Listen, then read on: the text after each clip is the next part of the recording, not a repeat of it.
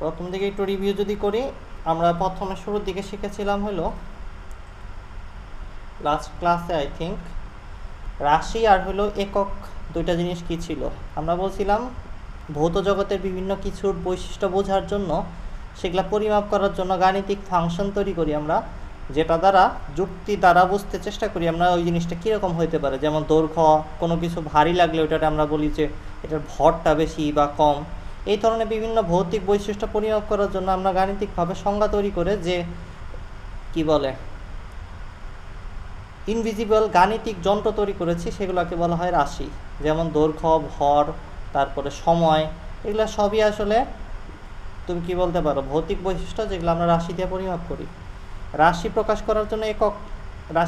করার জন্য আমরা এককের সাহায্য নেই। যেমন দৈর্ঘ্য মাপার জন্য মিটার, কিলোমিটার এগুলো ইউজ করি, ভর মাপার জন্য কেজি, এগুলো আর কি আমরা ইউজ করি। সো আমরা এইটুকু পড়েছিলাম রাশি আর ইউনিট সম্পর্কে, আর একটু ডিটেলে পড়েছিলাম আমরা।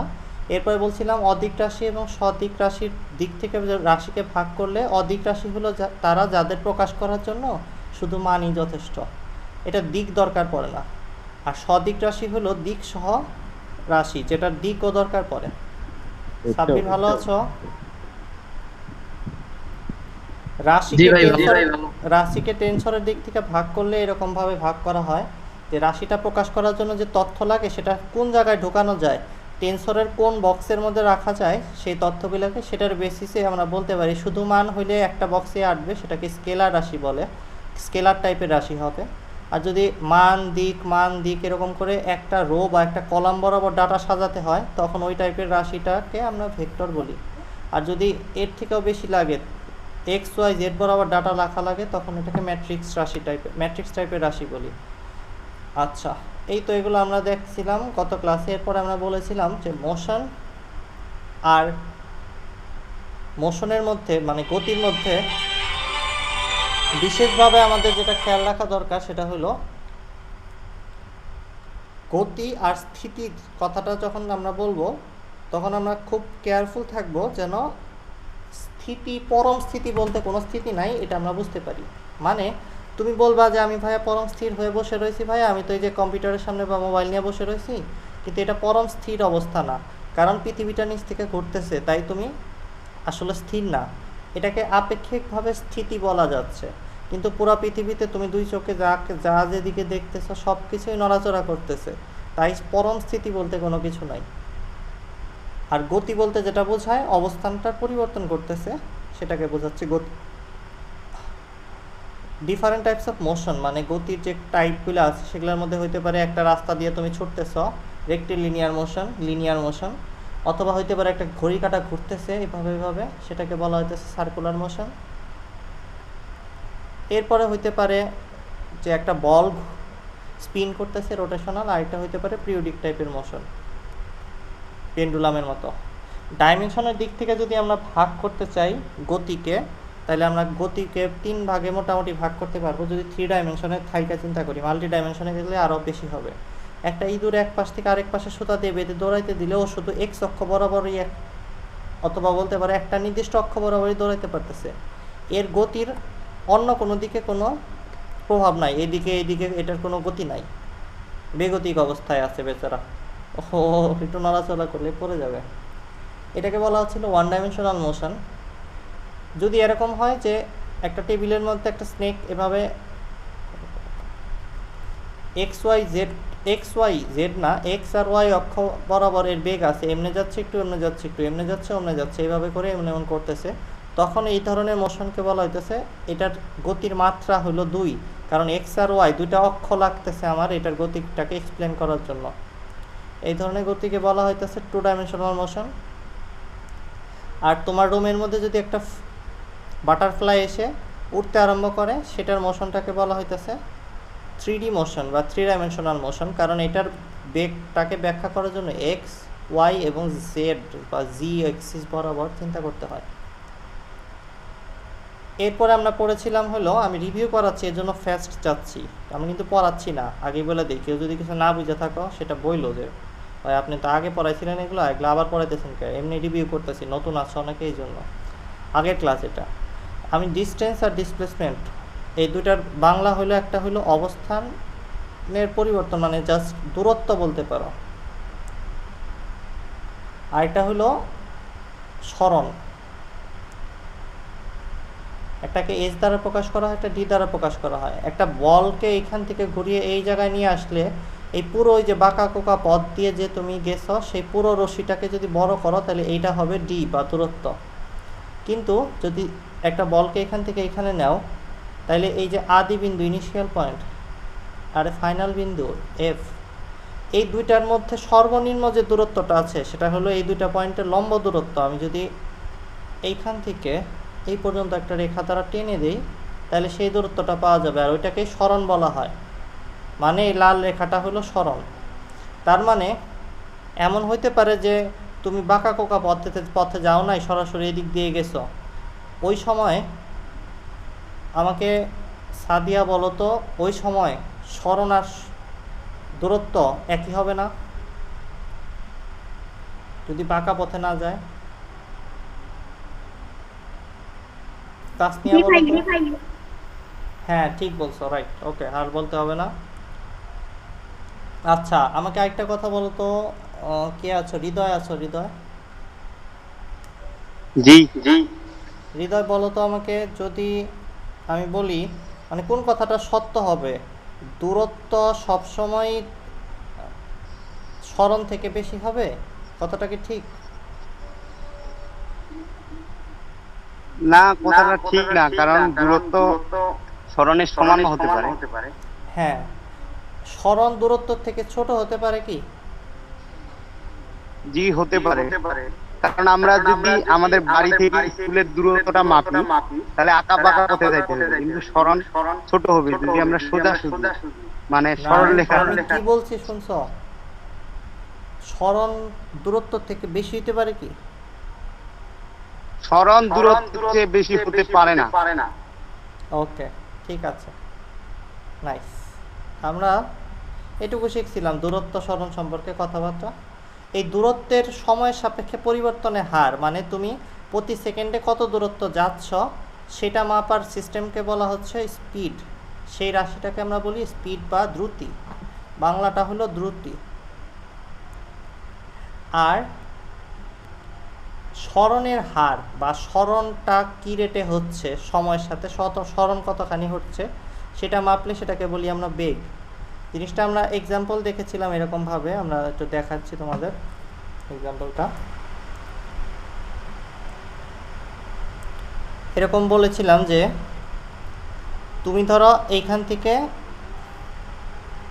আঁকা বাঁকা পথ হয়ে এইখানে আসছো, টোটাল 200 মিটার যাইতে পারছো 10 সেকেন্ড সময়ে এইখানে আসছো।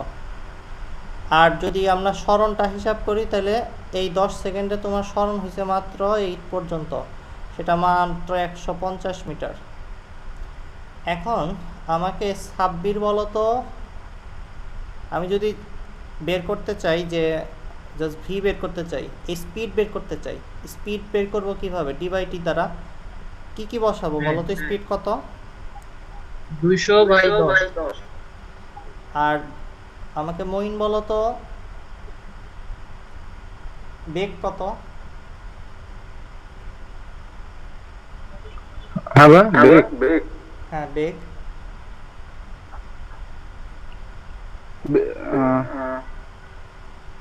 150।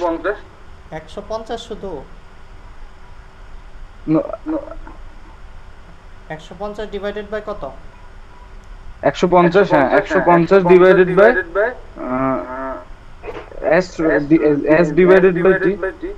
টি কত? টি সময়টা কত? টি মানে টাইম, 10 সেকেন্ড। হ্যাঁ এটার ইউনিট হলো মিটার পার সেকেন্ড। নর্মালি আমরা এসআই ইউনিটে বেগ আর দ্রুতি দুটার ইউনিট একই পাবো।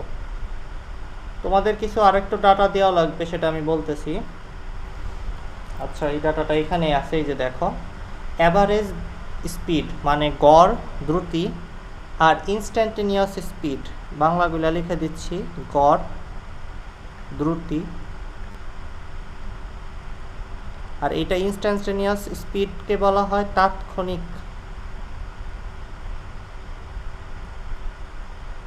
তাৎক্ষণিক দ্রুতি। দুইটা জিনিস আসলে কি সেটা বুঝবো। আর এটাকে এই যে এটা বুঝতে পারতেছ, গড় বেগ হবে আর তাৎক্ষণিক বেগ হবে। এই দুটার পার্থক্যটা তোমাদের যদি বুঝাইতে চাই একটু দেখতে হবে ভালো মতো।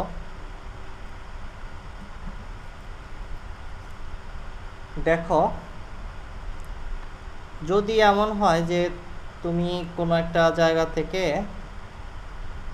সামথিং এইখান থেকে এইখানে আসছো আর কি, এখানে আসার সময় যদি তোমাকে বলা হয় যে এইটুকু সময়ের মধ্যে, মনে করো এইখান থেকে এইখানে যাইতে খুব কম সময় লাগছে, মাত্র খুবই কম সময়, খুব কম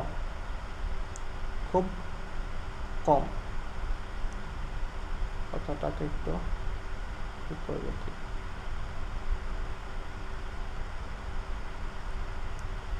খুব কম সময়ে তুমি যতখানি দূরত্ব গেছো সেটা অবশ্যই ডিটা একটু স্মল হবে। সেই ডিটাকে ওই কম সময়, যত সময় লাগছে সেটা দিয়ে ভাগ করলে তুমি যে দ্রুতিটা পাবা, এটাকে ধরো আমি বললাম হলো একটা কিছু একটা ভি বললাম, একটা v1 বললাম। এরপরে তুমি যদি এইখান থেকে এই পর্যন্ত আসো তাহলে অনেক সময় লেগে যাবে পুরো পথটা পার হইতে। সেটাকে যদি আমি বলি, এটাকে ছোট ডিতেই বেটার হবে, সেটাকে যদি আমি বলি তাহলে বড় ডি আর বড় একটা টি লাগছে, অনেক সময় লাগছে। এটাকে যদি v2 বলি, আমাকে একটু চিন্তা করে বলতে পারবা যে অ্যাকুরেটলি বেগটা কত ছিল সেটা বোঝা যাবে কোনটা দিয়ে, এইটা নাকি এটা দ্বারা? প্রশ্নটা একটু জটিল হয়ে যাচ্ছে তোমাদের জন্য, আমি বুঝতেছি। কেউ কি কিছু বলতে পারবা প্রশ্নটার ব্যাপারে? সহজ করে বলি, হ্যাঁ। এইখান থেকে এইখানে গেছে, সে গতিপথে একটু জোরে চালাইছে গাড়ি, একটু আস্তে চালাইছে, আবার জোরে চালাইছে, যা খুশি করছে।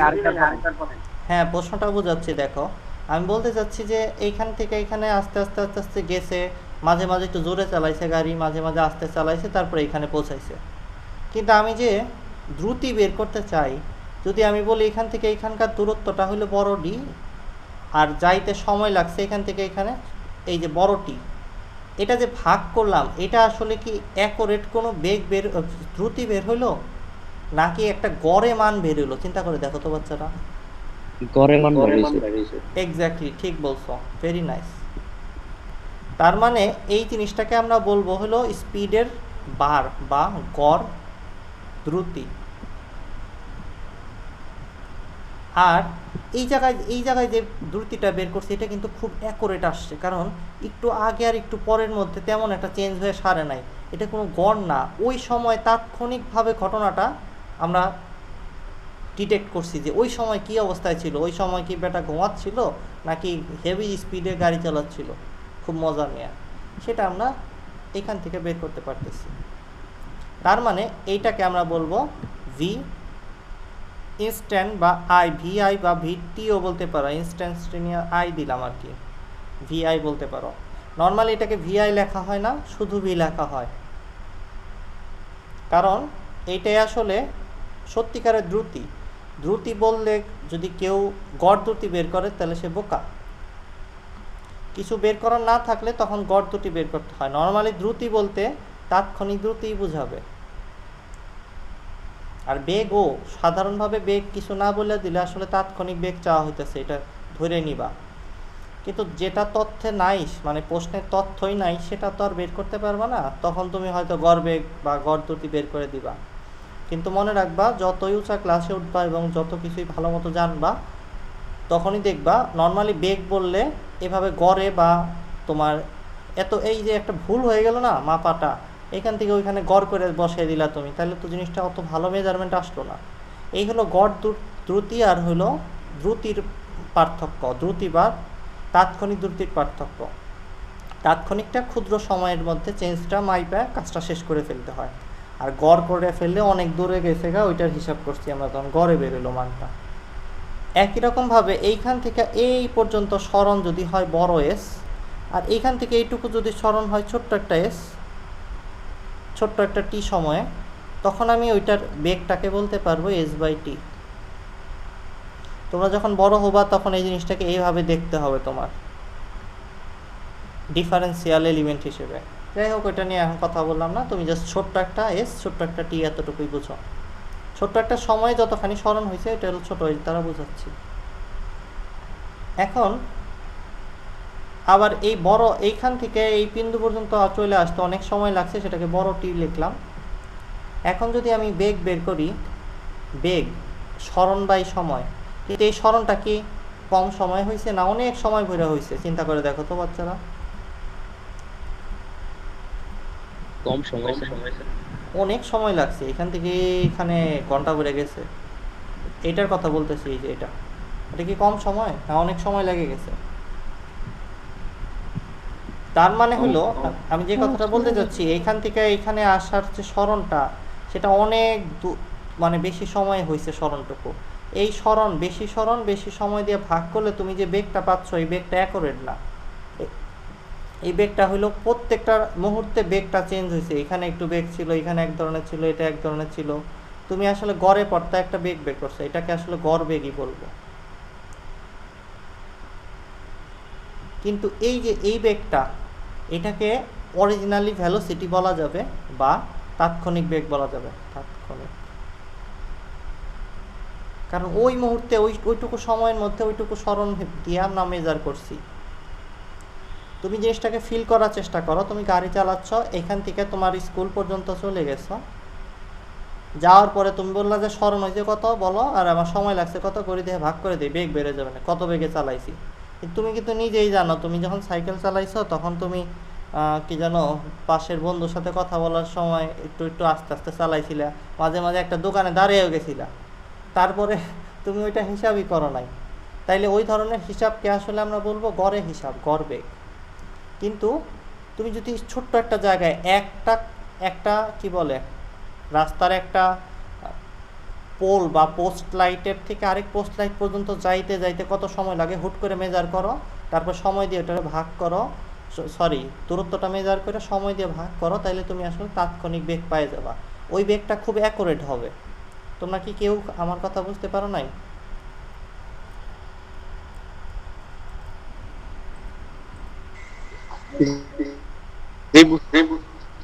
বর্মন বুঝতে পারছো? বর্মন, হ্যাঁ বুঝতে পারছি।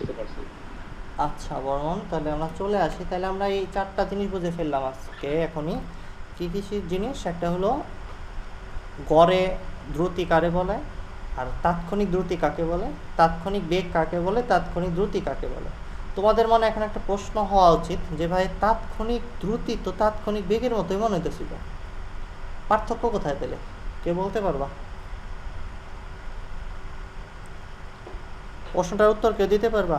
সাদিয়া, তাসনিয়া, বলি বলো তো, বলো। হ্যাঁ বলো, হৃদয় বলো। যদি বেগ আর গড় বেগ, জি আমরা যদি তাৎক্ষণিক বেগ আর গড় বেগ হিসাব করি, দুইটাই সমান আসবে। আর যদি আমরা তাৎক্ষণিক দ্রুতি আর গড় দ্রুতি হিসাব করি, তাহলে দুইটা সমান নাও হতে পারে। তাৎক্ষণিক দ্রুতি আর গড় দ্রুতি মধ্যে তো কিছু বলি নাই, প্রশ্ন বোঝো আগে। প্রশ্ন বলছি তাৎক্ষণিক দ্রুতি আর তাৎক্ষণিক বেগের মধ্যে কি পার্থক্য আছে? ভাইয়া বলতো, বলো তো। তাৎক্ষণিক দ্রুতি হচ্ছে ক্ষুদ্র সময়ের মধ্যে হয়, আর হচ্ছে গড় দ্রুতি হচ্ছে অনেক সময় ধরে। এই গড় দ্রুতি বলি নাই, তোমরা বারবার জিনিসটা পেঁচাচ্ছ কেন, গড়ে যাচ্ছ কেন? যেটা আমি বলে দিছি ওইটা বলতে বলি নাই তোমারে। আমি বলতে চাচ্ছি এই দুইটার মধ্যে পার্থক্য করো, দুইটাই তাৎক্ষণিক।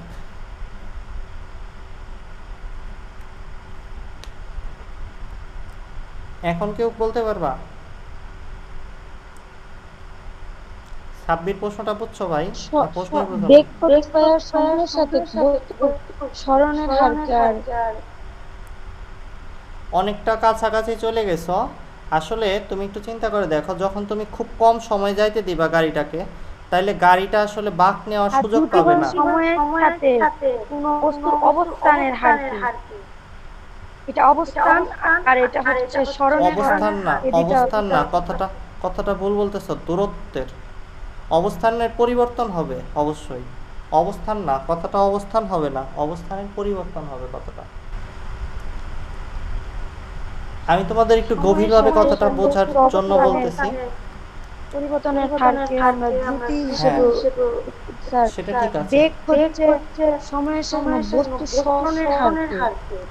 হ্যাঁ, এখানে সরণ আর হলো এই ডি আর এস এরই পার্থক্য আছে, তোমরা ঠিকই বলেছ, কিন্তু আমি যেটা ধরতে বলছিলাম সেটা আরেকটু গভীরে ছিল, জিনিসটা বুঝাচ্ছি। দেখো, যখন তুমি কম সময়ের সাপেক্ষে, তাৎক্ষণিক তো সবসময় কম সময়ের সাপেক্ষে মেজার করা হয়, এটাও তাৎক্ষণিক ওইটাও তাৎক্ষণিক, তার মানে কম সময় তো গাড়িটা বাঁক নেওয়ার সুযোগ পাবে না। একটু ভাইবে দেখো, এখান থেকে ওইখানে যাওয়ার সময় এমন এমন করতে পারবে না। কম কম সময়ের যদি হিসাবটা করি, ওর এটা সোজাই হয়ে যাবে লাইনটা। এতটুকু বুঝতেছো কথাটা কি বললাম?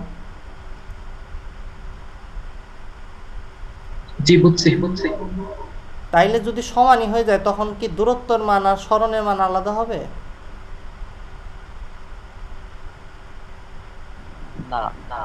না গুড গুড। তার মানে তাৎক্ষণিকভাবে সরণ বের করো, তাৎক্ষণিকভাবে সরণ দিয়ে তুমি বেগ বের করো, আর তাৎক্ষণিকভাবে দূরত্ব বের করো, তাৎক্ষণিক দূরত্ব ব্যবহার করে তুমি তাৎক্ষণিক কি বলে দ্রুতি বের করো। মানের দিক থেকে দেখবা দুইটা কাছাকাছি হবে, প্রায় একই হবে, কিন্তু তখনও দুইটার মধ্যে পার্থক্য থাকবে, কারণ হলো স্পিডের শুধু একটা মান আসবে, কিন্তু বেগের একটা দিকও আসবে, দিক প্লাস মান আসবে, এইখানে হলো পার্থক্যটা আসবে। ওর কিন্তু দিক আছে সবসময়, কিন্তু দ্রুতির খালি আমরা মান হিসাব করি, দ্রুতির মধ্যে বেগ কোন দিকে বেগ সেটা জিজ্ঞেস করি, আর দ্রুতি কোন দিকে দ্রুতি আছে তো সেটা জানতে চাই না। এই হলো বিশেষ পার্থক্যটা হবে তখন। এখন আমরা খুবই গুরুত্বপূর্ণ জিনিস ত্বরণ শিখবো, ত্বরণ বা অ্যাক্সিলারেশন। ত্বরণ বা অ্যাক্সিলারেশন কাকে বলে? একটু আগে আমরা অবস্থানের পরিবর্তনে হারকে বলতেছিলাম বেগ, বা সরণের হারকে বলতেছিলাম বেগ। এখন বেগের পরিবর্তনের হার মানে বেগটা চেঞ্জ হচ্ছে কি রেটে সেটাকে বলতেছি ত্বরণ। মানে তুমি ধরো 5 সেকেন্ড গাড়ি চালাইছ, একবার তোমার বেগ ছিল হলো 20 মিটার পার সেকেন্ডে চালাচ্ছিলা, 5 সেকেন্ড পরে 5 সেকেন্ড সময়ের মধ্যে তুমি করছো কি বেগটাকে বাড়িয়ে 30 মিটার পার সেকেন্ডে নিয়ে গেছো। এখন এই যে চেঞ্জটা করলা তুমি, তাহলে কত হলো ডেল্টা ভি যদি জিজ্ঞেস করি, তাহলে তুমি কতখানি চেঞ্জ করেছো বেগের? 10 মিটার পার সেকেন্ড বাড়াইছি বলবা তুমি, তাই না ভাইয়া? তুমি বলবা যে ভাই আমি 10 মিটার পার সেকেন্ড বেশি বেগে চালাইছি, ওই বেগটা বাড়িয়ে দিছি। এখন তুমি কত সময় এই বেগটা বাড়াইছো? 5 সেকেন্ড সময় বাড়াইছো। তাই তুমি যেহেতু 5 সেকেন্ড সময় বেগের পরিবর্তন ঘটাইছো 10, 1 সেকেন্ডে কত করে পরিবর্তন হয়েছে বেগের? এইটাকেই বলা হয় ত্বরণ বা অ্যাক্সিলারেশন। অ্যাক্সিলারেটরের কাজ এটা, সেই বেগটাকে বাড়াইছে। তার মানে হলো বেগের পরিবর্তনের হার কার সাপেক্ষে? সময়ের সাপেক্ষে হারটা বের করবা, সেটাকেই বলা হবে ত্বরণ। এটাকে এইভাবে লেখা হয়েছে কারণ হলো একটা গাড়ি, একটা বল যদি এখানে যাচ্ছিল, মনে করো এখানে আগে তার বেগ ছিল ইউকে বলা হচ্ছে আদি বেগ, আর টি সময় পর, ঘড়ি ধরে টি সময় পর এইখানে আসার পর তোমার বেগটা একটু বেড়ে গেছে। এই টি সময় পর বেগটা যত আছে সেটাকে টি সময় পর বা টি সময় শেষে বেগ বা শেষ বেগ বলা হচ্ছে। এখন ত্বরণের সংজ্ঞাই হলো বেগের পরিবর্তনটা কত হয়েছে পার সেকেন্ডে সেটা দেখব। তাইলে এটা যদি শেষে বেগ থাকে, এটা যদি আগে বেগ থাকে, এটার থেকে এটা বিয়োগ করে সময় দিয়ে ভাগ করতে হবে, তাইলে তো পরিবর্তনের হারটা পাওয়া যাবে। মহিন কিছু বুঝছো নাকি ভাই, না কিছুই বুঝো নাই? আচ্ছা, তাহলে ত্বরণ মানে হলো change in velocity with respect to time, সময়ের সাপেক্ষে বেগের পরিবর্তনের হার। আচ্ছা, আমরা এটাকে যদি একটু পক্ষান্তর করি, এ আর টি গুণ করি, তাহলে আসতেছে কত? এটি আসতেছে। এটাকে লেখা যায় এটি ইজ ইকাল টু তাহলে ভি মাইনাস ইউ। এই ইউটাকে ওই পাশে দিয়ে দিলে ভি ইজ ইকাল টু থাকবে ইউ প্লাস এটি, এই যে এটা। তো V is equal to you plus A T, এটা আসলে একটা খুবই ইম্পর্টেন্ট, ভেরি ভেরি ইম্পর্টেন্ট একটা ফর্মুলা বের হয়ে গেল। এটা দ্বারা কি কি করা যেতে পারে, যদি আমি ক্ষুদ্র ক্ষুদ্র কিছু ম্যাথ করার চেষ্টা করি, একটা ম্যাথ যদি আমি লিখি, আমি যদি বলি যে একটা গাড়ি ত্বরণ ছিল 2 মিটার পার সেকেন্ড স্কোয়ার, এখানে খেয়াল করো বেগের একক হলো মিটার পার সেকেন্ড, এটাকে যদি আবার সময়ের একক সেকেন্ড দিয়ে ভাগ করো তাহলে মিটার পার সেকেন্ড স্কোয়ার আসবে। সো এটা মিটার পার স্কোয়ার বা মিটার পার সেকেন্ড স্কোয়ার বলতে পারো, বা বলতে পারো মিটার সেকেন্ড টু দি পাওয়ার -2, তাও ঠিক আছে, কিন্তু মিটার পার সেকেন্ড লেখা রাখো না, মিটার পার সেকেন্ড হলো বেগের জন্য।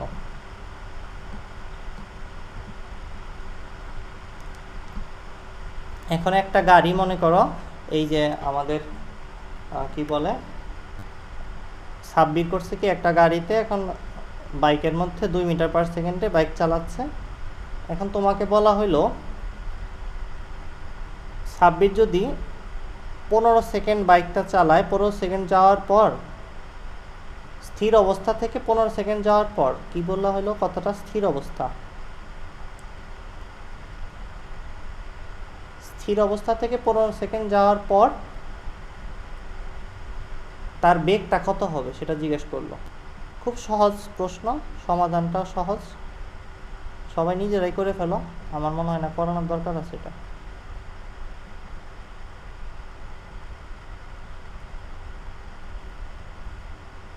স্থির অবস্থা কথাটার মানে হইলো পদার্থবিজ্ঞানে অঙ্ক করার জন্য যেটা তোমরা সেটা হইলো তোমরা আচ্ছা ঠিক আছে, ফরম্যাটটা দেখার চেষ্টা করো। 30 মিটার 30 মিটার সেকেন্ড। এখানে পাশে ডানে লিখবা দেওয়া আছে, অনেকে বামে দেওয়া আছে লেখে। জেনারেলি হিউম্যান সাইকোলজি অনুযায়ী তুমি আসলে বামে যদি ক্যালকুলেশনটাকে রাখো তোমার চোখের সামনে ক্যালকুলেশনটা থাকবে, মানে গাণিতিক ক্যালকুলেশনটা যখন তুমি খাতার ডানে নিয়ে যাবা তখন তোমার চোখের থেকে একটু ডানে সরে যাবে জিনিসটা। আর একটা ব্যাপার হইলো ডান কান এবং ডান হেমিস্ফিয়ারের অংশটা, সরি হেমিস্ফিয়ার বলা উচিত না, মানুষের মাথার ডাইন সাইডের যে অংশটা সেটা হলো রাইট ব্রেন, সেটা আসলে ডেটা প্রসেসিং বা লজিক্যাল ক্যালকুলেশন করার জন্য এক্সপার্ট না। বাম পাশের অংশটা হলো লজিক্যাল ক্যালকুলেশনে এক্সপার্ট বেশি, আর রাইট সাইডের অংশটা কালার এবং আর্টসের খুব ভালো দক্ষতা রাখে। তো তুমি যদি ডান পাশে ক্যালকুলেশন করো আর ডাটাগুলোকে বাম পাশে লেখো, দেওয়া আছে এটারে বামে নিয়ে আসো, তাহলে সম্ভাবনা আছে যে তোমার অঙ্কের ক্যালকুলেশনটা করতে তোমার একটু বেশি কষ্ট করতে হবে। আমরা চাই কম কষ্ট করে অ্যাকুরেসি বাড়াইতে। সো অ্যাকুরেসি বাড়ানোর জন্য যেটা করা লাগবে সেটা হলো তুমি ডানে ডাটাগুলো লিখবা আর বামে ক্যালকুলেশন বা সূত্রটাকে নিয়ে বামেই তুমি থাকো খাতার, চিন্তা করে দেখো পরীক্ষা হলো সবসময় তুমি লেফট সাইডেই বেশি তোমার চোখটা যায়, সো এইখানে ক্যালকুলেশনটাকে রাখার চেষ্টা করবা। এই অঙ্ক তোমরা পারবা এটা আমি জানি, কিন্তু অঙ্ক করার জন্য এই যে অ্যাপ্রোচটা দেখো আমার, আমি প্রথমে লিখলাম যে ইউ কত, ইউ যেহেতু স্থির অবস্থায় আছে তাহলে ইউ হলো 0 মিটার পার সেকেন্ড, এ হলো 2 মিটার পার সেকেন্ড স্কোয়ার, আর এখানে সময় বলে দেওয়া আছে 15 সেকেন্ড। প্রশ্নের মধ্যে আগেই দাগ দিয়ে ফেলবা এই জিনিসগুলোকে, স্থির অবস্থা কথাটাকে সহ। আর আমার চাইছে হলো ভি কত, so V is equal two what. এখন আমরা এখানে মান সব কিছু বসাই দিলে পেয়ে যাব অ্যান্সার 30 আসছে, মনে হয় সবারই আসছে, যেহেতু বললা হয়তো 30ই আসবে। হ্যাঁ 15 দুগুণে তো 30 মিটার পার সেকেন্ড আসবে। তো সাব্বির 15 সেকেন্ড পর বাইকের স্পিড পাবে হলো 30 মিটার পার সেকেন্ড। ইন্টারেস্টিং, কিন্তু এগুলো প্র্যাকটিক্যাল বাসায় করে দেখতে পারো, যে একটা বল টল নিয়ে দেখতে পারো যে জিনিসটা কেমন হয়। আমরা একটু দেখতে পারতাম আসলে, এখন আচ্ছা চিন্তা করবো না, আমরা এটা নিয়ে একটু পরে চিন্তা করি। ওকে, আমরাও দেখবো মাঝে মাঝে, আমরাও নিজেরা প্র্যাকটিক্যাল করবো আমরা এখানে মাইস্টার ডিফেন্ডের ভিতরে। দেখো অ্যাক্সিলারেশন তো আমরা জানলাম, অ্যাক্সিলারেশন এটা এখানে এটা ভুল উঠে রয়েছে, একটা প্রিন্টেড মিস্টেক হয়ে রয়েছে, অ্যাক্সিলারেশন হবে না এখানে। আমরা জানি আগে কিন্তু বেগ ইজ ইকুয়াল টু, আমরা জানি s/t, তার মানে আমরা যদি লিখি বেগ v is equal two s/t, ওটাকে ক্রস গুণন করলে s is equal two vt সমীকরণটা পাওয়া যায়। তোমাদের আগেই বলছিলাম আমি, বেগ যখন চেঞ্জ না হয় ততক্ষণ পর্যন্ত এটা ঠিক আছে, ভিটা যদি কনস্ট্যান্ট থাকে তখন এই সমীকরণটা খাটে। কিন্তু যখন বেগ নট কনস্ট্যান্ট, মানে বেগ একবার ইউ ছিল, কিছু সময় পর টি সময় পর বেগটা চেঞ্জ হয়ে এখন ভি হয়ে গেছে। তো এখন তুমি এই সূত্রটা সরাসরি খাটাইতে পারবা না। এই জায়গায় বেগের মানটা বসাইতে গেলে তোমার একটা গড় করে নিয়ে আসতে হবে। গড় জেনারেলি দুই ধরনের হয়, একটা হলো গাণিতিক গড়, একটা হলো আমি ফিজিক্সের মাধ্যমে যেটা গড় করলাম সেটা। আগে গড় বেগ শুনছি আমরা, ওই গড় বেগ না এটা। এটা আমরা যেটা করতেছি সেটা হলো মোটামুটিভাবে একটা অ্যাজাম্পশন করে, যেহেতু বেগ আগে ছিল এইটা, এখন হয়েছে এইটা, বেশি চেঞ্জ হয় না, মোটামুটি ধরে নিয়ে আমরা এটাকে অ্যারিথমেটিক বা গাণিতিকভাবে গড় করলাম। এই গড় বেগটা আমি এখন এখানে বসাইতে পারবো, কারণ আমার এস ইজ ইকুয়াল টু ভিটি তো দুইটা বেগ নেবে না একসাথে। তো আমি এটাকে গড় করে বসাই দিলাম। সো গড় বেগটাকে ভি বার দিয়ে নাম দিলাম জিনিসটাকে। এই ভি বারের পরিবর্তে আমি এখন লিখতে পারি ইউ প্লাস ভি, মানে দুইটা বেগ যে ছিল সেই দুইটার গড় 2 দিয়ে ভাগ করলাম। আর আমরা একটু আগে শিখছি V is equal to you plus A T, মাত্রই আমরা অঙ্ক করলাম V is equal to you plus A T. এইটাকে আমি এখন এইখানে বসিয়ে দেব ভি এর পরিবর্তে। তো ভি এর পরিবর্তে আমি লিখলাম ইউ প্লাস এটি। এটা আগের পৃষ্ঠা থেকে নিয়ে আসছি, এই সমীকরণটা একটু আগে বের করছি, বুঝলে যাওয়ার কথা না, আমার মতো খারাপ স্মৃতিশক্তি না তোমাদের। আচ্ছা, এখন এই দুইটা ইউ যদি যোগ করি তাহলে 2u আসে, আর এটা এটি আসলো। এখন দেখো এই 2 আর এই 2 কাটা, তার মানে ইউটা খালি পড়ে রইল, আর এইটুকু মানে হলো 80/2। এখন এই পুরোটুকুরে এই যে ভি বার বা গড় যে বেগটা বের করলাম গাণিতিকভাবে গড় করে, সেই পুরো গড় বেগটাকে আমরা এখানে বসিয়ে দেবো এস ইজ ইকুয়াল টু ভি2 সূত্রের মধ্যে।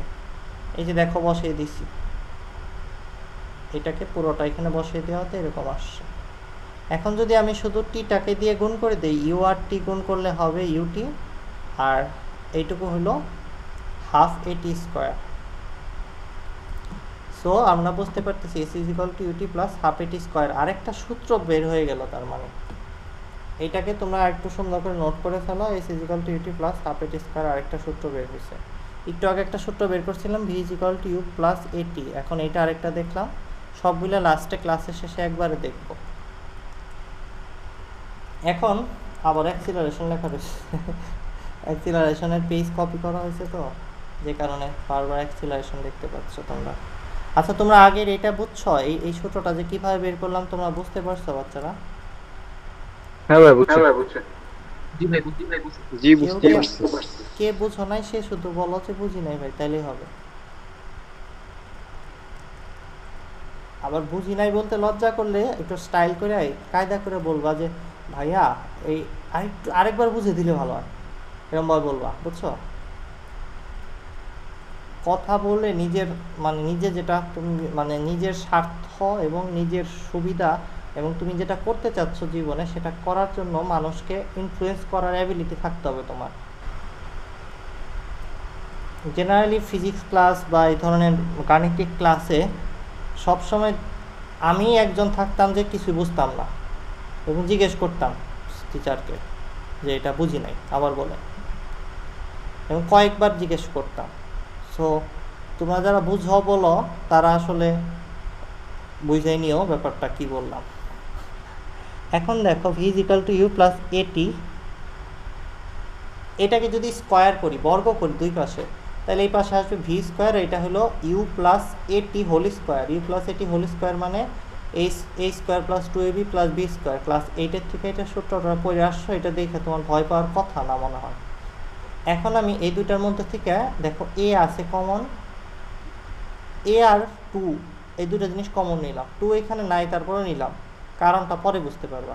2 আর এ কমন নিলাম, 2a কমন নেওয়ার পরে এখানে ইউটি থাকলো, আর এখানে 2 কমন নিছি। কমন নেওয়া মানে ভাগ করা, তাই এখানে 2 ডিভাইড করে দিয়েছি, 2-র নিচে ভাগ হয়ে গেছে। কমন নেওয়া মানে ভাগ করা, কথাটা মনে রাখো। ক্লাস 8-এর বাচ্চাদের পড়ানোর সময় আমি এটা বলি, তোমাদেরও বলতেছি।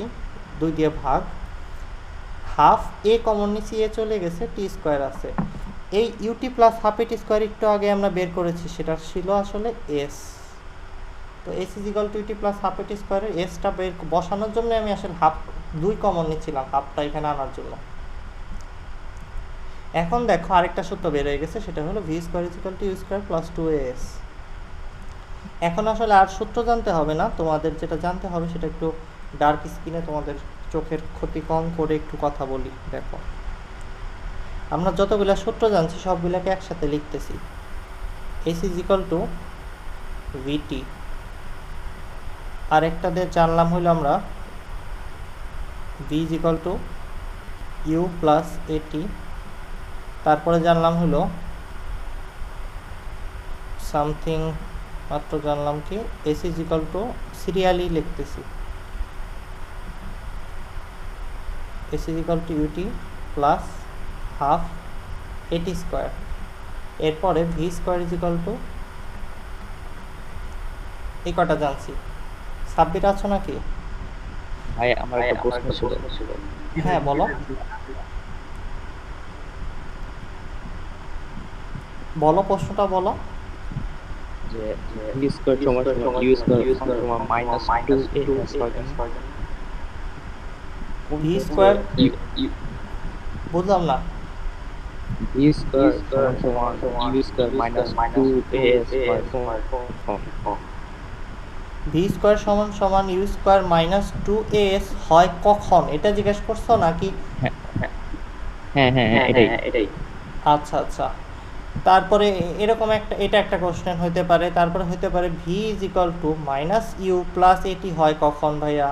আবার আরেকটা প্রশ্ন হতে পারে যে minus v is equal to you plus at হয় কখন ভাইয়া। আবার v is equal to u minus at কখন হয় ভাইয়া।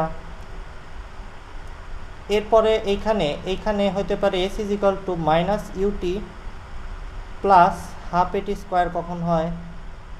আবার এরকম হতে পারে s is equal to ut minus half এটি স্কোয়ার কখন হয়।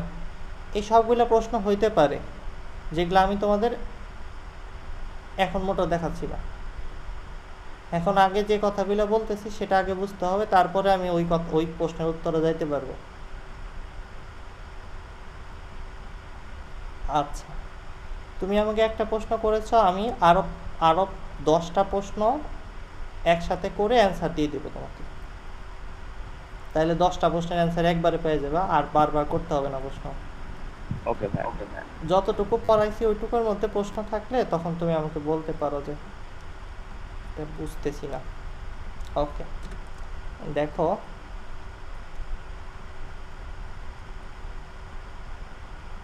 আমরা এই যে সূত্রগুলো পড়ছি, এই সূত্রগুলো এখন খুব সুন্দর করে খাতায় আমি যেমনি লিখতেছি অমনি করে লেখো। এটাকে একটা বক্সের মধ্যে আটকাও, আর এটাকে আরেকটা বক্সের মধ্যে আটকাও। এই বক্সের মধ্যে যে ফর্মুলা আছে এটার মধ্যে লিখে রাখো ভি কনস্ট্যান্ট থাকতে হয় বা ভি ধ্রুবক থাকতে হয়, তখন এই বক্সের সূত্র খাটে।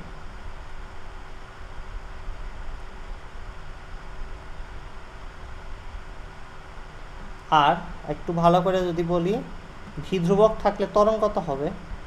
মঈন বলতে পারবো ভাই? বেগ যদি চেঞ্জ না হয় ত্বরণ আছে কত? বেগ যদি চেঞ্জ না হয় শূন্য। জিরো। গুড। আর এই জায়গাগুলো প্রত্যেকটার মধ্যে দেখো ত্বরণ আছে এবং ত্বরণের মান চেঞ্জ হচ্ছে না। ত্বরণ 1 2 নাই এটার মধ্যে, এই শুধু দেওয়া রয়েছে। এটা খাটবে কখন? যখন ভি চেঞ্জ হবে, ভ্যারিয়েবল বা পরিবর্তনশীল।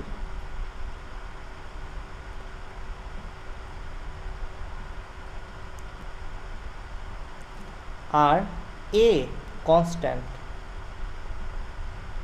এবার হলো বেগের পরিবর্তনের হারটা ধ্রুবক। আগেরটায় বেগ ধ্রুবক থাকলে প্রয়োগ করতে পারতা আগের সূত্রটা S is equal to v t, আর এইটায় ত্বরণ ধ্রুবক থাকলে তুমি প্রয়োগ করতে পারতা। নিচে আরেকটা কথা সুন্দর করে বক্সের মধ্যে লিখে রাখো, যদি কখনো দেখো এ চেঞ্জ হচ্ছে, এ ভ্যারিয়েবল, তখন ওই সময় তোমার ইন্টিগ্রেশন এবং ডিফারেন্সিয়েশনের জগতে অর্থাৎ ক্যালকুলাসের সাহায্য নিতে হবে। তখন তুমি তোমার নর্মাল জানা গণিত দিয়া ব্যর্থ হয়ে যাবা কাজটা করতে, কষ্ট হবে তখন। কারণ ত্বরণের পরিবর্তনে হার দিয়ে কোনো রাশি তোমাদের লেভেলে নাই,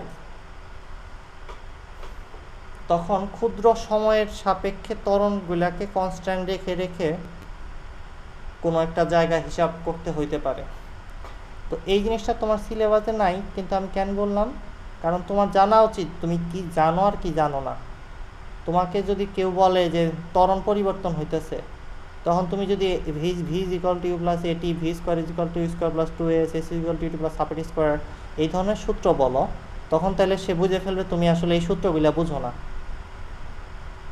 এই সূত্রগুলোর মধ্যে এ চেঞ্জ হয় না। কেউ কইতেছে যে ত্বরণ চেঞ্জ হচ্ছে, তখন তুমি এই সূত্র প্রয়োগ করতেছো, মানে তুমি এই সূত্র বুঝো না।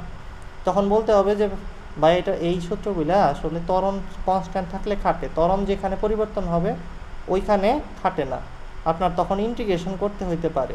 জাস্ট এতটুকু বললেই তুমি অনেক স্মার্ট, বাকি চিন্তা তোমার করতে হবে না যে কেমনি করে বের করে দেখাইতে হবে, কারণ তোমার সিলেবাসে তো ওইটা নাই, ইন্টিগ্রেশন নাই। এইটুকু স্ক্রিনশট নিয়ে নাও সবাই খুব ভালো করে, এটা খুবই গুরুত্বপূর্ণ এই জায়গাটুকু। এখন আমি আস্তে আস্তে হৃদয়ের প্রশ্নের উত্তরটা দিতে পারবো, হয়তো যদি সময় থাকে দেবো আর কি। চলো এখন আমরা যেটা শিখবো এটাকে বলা হয় ফর্মুলা ডিজাইনিং। ফর্মুলা ডিজাইনিং লেখো। ফর্মুলা এই যে 4টা ফর্মুলা শিখলাম, ফর্মুলা ডিজাইনিং। ফর্মুলা ডিজাইনিং আবার কী জিনিস এটা একটু বুঝতে কষ্ট হইতে পারে যদি মাথাটা ঠান্ডা করে না চিন্তা করো। তোমরা সবাই জানো এই যে v is equal to you plus a t, তারপরে s is equal to UT plus half এটি স্কোয়ার, তারপরে v square is equal to u square plus 2as, s is equal to v t. এই সূত্রগুলোর মধ্যে বেগ, ত্বরণ, সরণ, আদি বেগ, শেষ বেগ, ইউ ও ভি মানে টি বাদে সবই কি রাশি, কি টাইপের রাশি? ভেক্টর। মানে প্রত্যেকটারই দিক আছে, ঠিক কি না? বেগের দিক আছে, সরণেরও দিক আছে, ত্বরণেরও দিক আছে। বেগের পরিবর্তনের দিকে ত্বরণের দিকটা কাজ করে, ত্বরণেরও দিক আছে, সময় বাদে সব কিছুর দিক আছে। তাসনিয়া ঠিক বলছি না?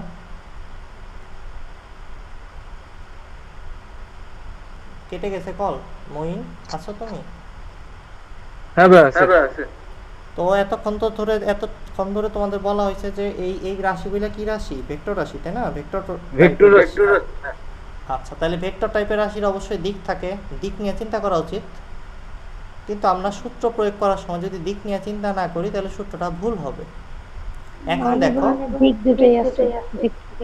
Good, very good.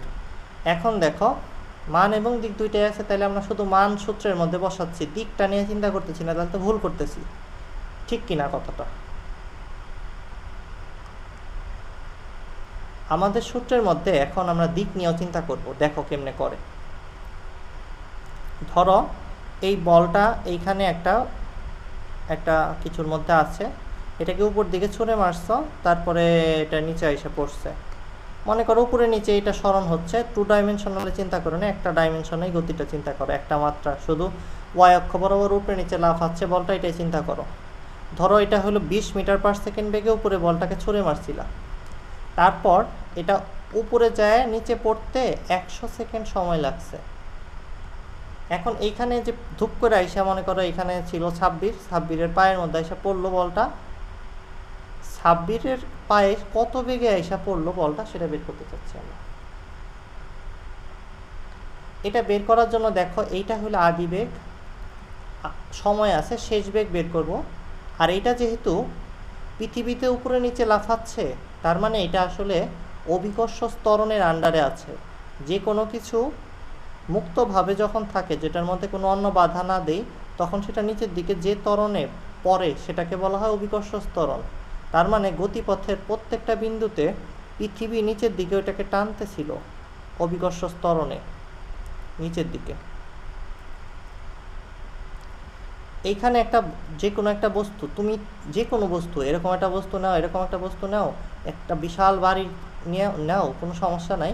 তুমি যদি উপর থেকে নিচের দিকে ফেলে দাও, ছেড়ে দাও আর কি, ফেলে দিও না, মানে হলো কোনো বেগ দিও না, জাস্ট ছেড়ে দাও, তাইলে প্রত্যেকটা বস্তুরই বেগের পরিবর্তনের হার বা ত্বরণ হবে অভিকর্ষ ত্বরণ 9.81 মিটার পার সেকেন্ড স্কোয়ার। তো ওই গতিপথে সবসময় ত্বরণটা ছিল এইটা জি, যেটাকে জি দ্বারা প্রকাশ করা হয়, যে ত্বরণটাকে বিশেষভাবে এ না বলে জি বলা হয়, গ্র্যাভিটেশনাল অ্যাক্সিলারেশন বা অভিকর্ষ ত্বরণ। এই তথ্যটা তোমাকে আগে জানানো হইলো, তারপরে পরে আমরা গ্র্যাভিটি চ্যাপ্টারই পড়বো, একটা পুরো চ্যাপ্টার যাবত আমরা এগুলো আলোচনা করব। কিন্তু আমি সেটা বলতে চাচ্ছি না, আমি বলতেছি এই বলটা যখন উপরে গেল তখন এইখানে যা থাইমে গেল কেন, আমাকে কেউ বলবা, বলতে পারবা, ফিল করে বলতে পারবা? ভাই গতি হারাচ্ছে। কি বললাম? গতি হারাচ্ছে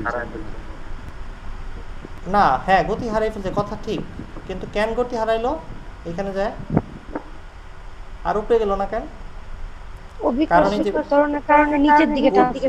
গুড গুড গুড, ঠিক বলছে, একদম অ্যাকুরেট। পৃথিবী তো নিচে আছে, পৃথিবী বলটারে তার ভালোবাসায় জড়িয়ে ধরছে, বলতেছে না তুমি আমাকে ছেড়ে যাও না, তুমি এখানেই থেমে যাও।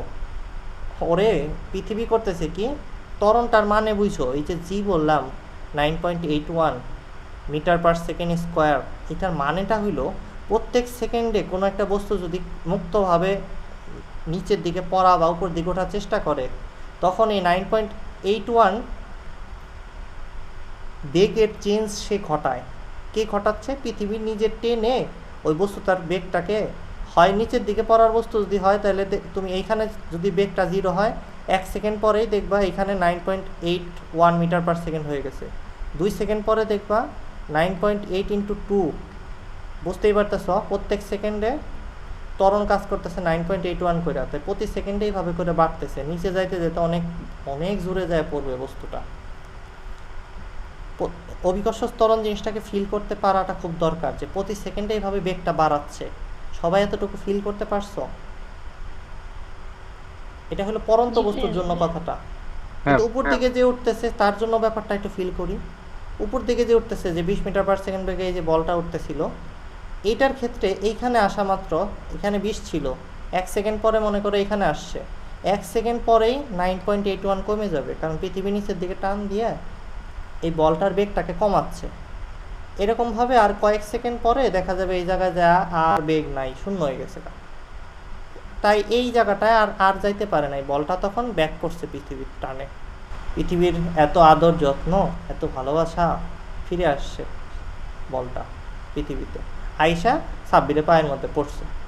এখন সাব্বির বলতেছে ব্যথা পাইলাম, কত বেগে ব্যথা পাইলাম সেটা জানতে চাই, আমি পদার্থবিজ্ঞান পড়ছি, এখন আমার ব্যথার ক্যালকুলেশন করতে চাই আমি। এখন সাব্বিরের এই ব্যথার ক্যালকুলেশন আমরা করতে যাচ্ছি। এই প্রশ্নটা কি বললা, অ্যান্সার কি? হ্যাঁ 1000 metre per second. 1000 metre per second বেগ আসছে তোমার। আচ্ছা সমস্যা নাই, আমরা দেখি করে। আমরা প্রথমে v = u + at লিখলাম।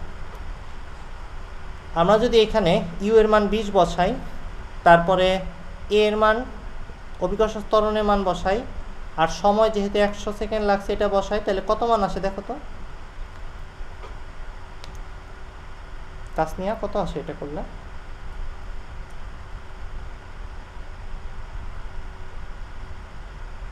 হ্যাঁ ঠিক আছে, 1000।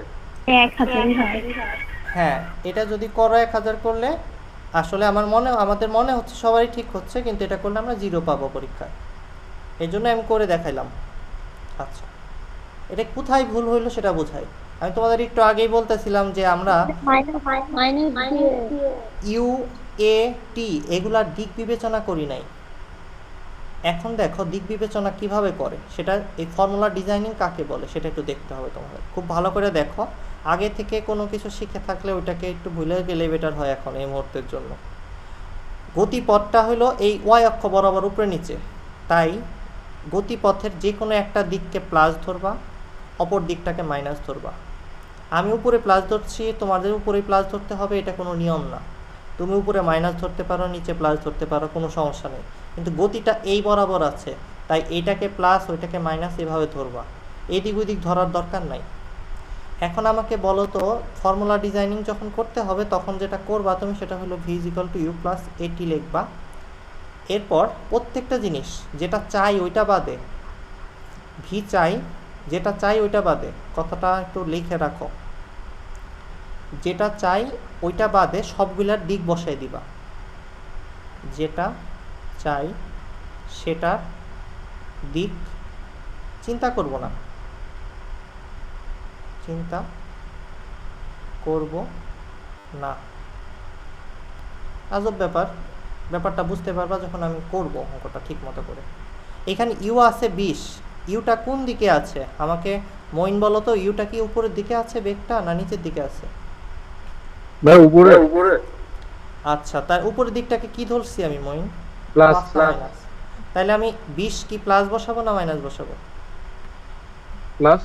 প্লাস 20 বসাবো, গুড। এরপর প্লাস এ বা ত্বরণ, অভিকর্ষ ত্বরণ সবসময় কাজ করে নিচের দিকে, পৃথিবী নিচে আছে, ওটা টানতেছে নিচে, তাহলে কি বসাবো? মাইনাস 9.81 বসাবো, গুড, ভেরি গুড। আর সময়ের দিকের কোনো চিন্তা করতে হবে না, সময় তো ভেক্টর না। আমরা যদি এটা ক্যালকুলেশন করি মাইনাস একটা কিছু অ্যান্সার আসবে, অ্যান্সারটা বের করে বলো তো আমাকে কত আসছে? 20 মাইনাস 9.81 ইন্টু 100 কত আসে?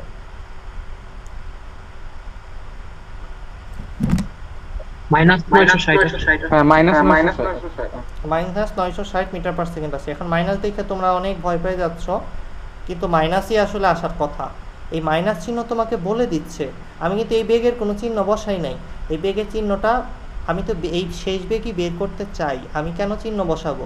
এই চিহ্নটা আমাকে বলে দিচ্ছে বেগটা কোন দিকে। এই মাইনাস আমাকে কি বলতেছে? আমি যে দিকে মাইনাস ধরেছি সেই দিকে, আমি কোন দিকে মাইনাস ধরেছি বলো তো? নিচের দিকে। তার মানে অঙ্ক নিজেই কথা বলবে, যখন তুমি ঠিক করবা তখন অঙ্ক নিজে থেকেই তোমাকে বলে দেবে যে অঙ্ক ঠিক হয়েছে এবং তুমি যে বেগটা বের করেছো সেটা নিচের দিকে হওয়ার কথা, তুমি যেভাবে দিক ধরেছো ওই দিকে চলে আসছে সুন্দরভাবে দিকটা। এই প্লাস মাইনাস জেনারেলি দিক বোঝাচ্ছে, আর কিছুই না এই অঙ্কগুলোর মধ্যে। তুমি উপরে মাইনাস ধরলে নিচে প্লাস ধরলে তখন ক্যালকুলেশন করলে দেখবে ওইটা আবার ভি এর মান প্লাস পাচ্ছ। কিন্তু তোমাদের টিচাররা একটা বাজে ধারণা সৃষ্টি করে দেয়, তোমাদের অনেক সময় বলে যে উপরের দিকে বস্তু গেলে সবসময় জিটাকে মাইনাস দিবা, জিটাকে এইভাবে এটাকে মাইনাস দিবা, এটার আগে ইউ মাইনাস এটি লিখবা। এই কথাটা একদমই ভুল বলে। প্রথম একদম ভালো করে কথাটা বুঝে রাখো, এরকম কোনো নিয়ম নাই যে উপরে গেলে অভিকর্ষ ত্বরণের আগে মাইনাস দিয়ে দিতে হয়, আবার নিচে পড়ার সময় অভিকর্ষ ত্বরণের আগে প্লাস দিতে হয়, এরকম কোনো রুল নাই। আর এই বস্তুটার জন্য তো ওই রুল তাহলে আরও খাটবে না, এটা তো উপরে যায় বা নিচে পড়ছে। তোমাদের জিনিসটা একটু ফিল করানোর জন্য আমি একটা কাজ করতে চাই, তোমরা এই সময়টাকে 100 না দিয়ে 2 সেকেন্ড দাও তো। 2 সেকেন্ড, একদম 2 সেকেন্ড, আসলে তাও বেশি হয়ে যাবে। তোমরা এটাকে 1.5 সেকেন্ড দাও তো, একটু প্রশ্নটা পরে করো একটু। এটাকে 1.5 সেকেন্ড দাও তো, কত আসে?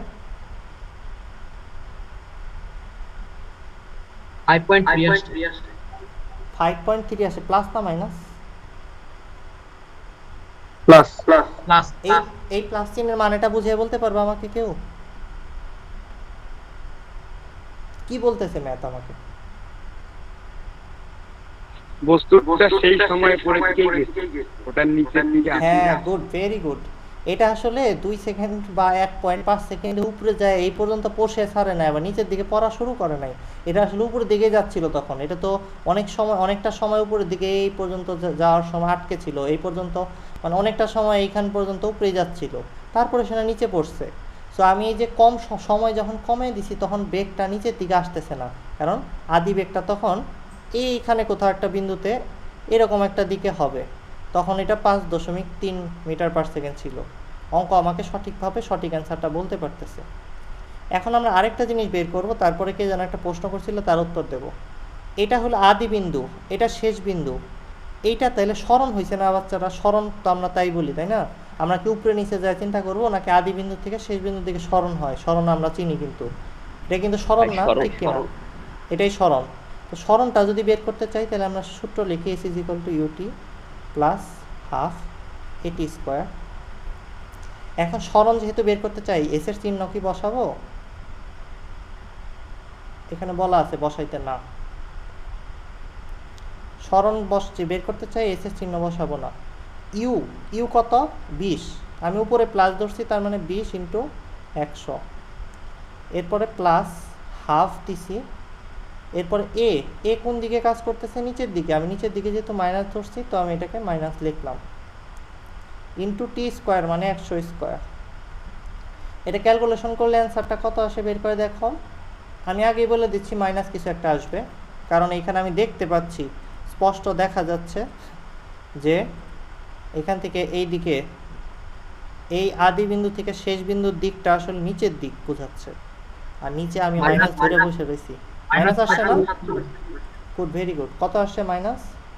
-47,000 কেন লেখা আছে? 4700 না 0 মিটার। আচ্ছা, এখন যে প্রশ্ন করতে চাইছিল সে প্রশ্নটা করো, অনেক কিছু পরে ফেলছি। ভাইয়া প্লাস মাইনাস ধরে নিব, এটা কি নিজের ইচ্ছা মতো? হ্যাঁ, একদম নিজের ইচ্ছা মতো। প্লাস দ্বারা যেটা যে দিক বোঝায়, মাইনাস দ্বারা তার উল্টা দিক বোঝায়। দিকে যেন ভুল না হয় সূত্রের ভেতর, এই জন্য আমি প্লাস মাইনাস ধরেছি। আমি এখন এটার উল্টা করে করে দেখাই তোমাকে, উল্টা পাল্টা ধরে দেখো। আমি এটাকে উল্টা ধরলাম এবার। আমার ইচ্ছা হয়েছে যে না, আমি এখন অন্য ধরবো না।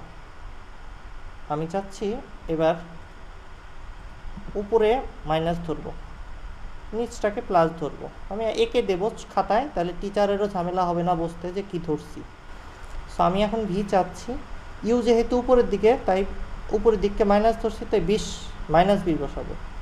প্লাস এ বা জি 9.81, এটা নিচের দিকেই আছে, নিচের দিকে প্লাস ধরছি, তাই 9.81-এর আগে প্লাস বসাই রাখছি। এরপরে 100 দিলাম। অ্যান্সার কিছু একটা প্লাস একটা কিছু আসবে, আগেরটাই আসবে, প্লাসে আসবে। দেখো তো কত আসে। ভাইয়া পরীক্ষার খাতায় কি এরকম চিত্র দিতে হবে প্লাস মাইনাসের? তুমি বলে দিলা উপরের দিক, উপর বরাবর উপরে প্লাস ধরে চিত্র আঁকলে তো বেশি ভালো, তোমার নিজের করতে সুবিধা হবে। বা নিচে মাইনাস, এভাবে বললেই হলো। ভাইয়া ঠিকই আছে, কিন্তু প্লাস আসে। হ্যাঁ, কত আসে? 960। হ্যাঁ, এই তো ঠিকই আছে তো। 960 কি এটা হয়েছে? না, 960 হয় না, তো বেশি হয়ে গেছে, তো 0 বেশি দিতেছি। আচ্ছা, এটা প্লাস আসে। ওটাও ঠিক তাই না ভাইয়া? হ্যাঁ, এটাও তো এখন আমাকে নিচের দিকে বলতেছে। তুমি এটার অ্যান্সার আর ওইটার অ্যান্সার কি ভিন্ন লিখতা নাকি? তুমি বলতা না 960 মিটার পার সেকেন্ড, নিচের দিকে ব্র্যাকেটে লিখতা না?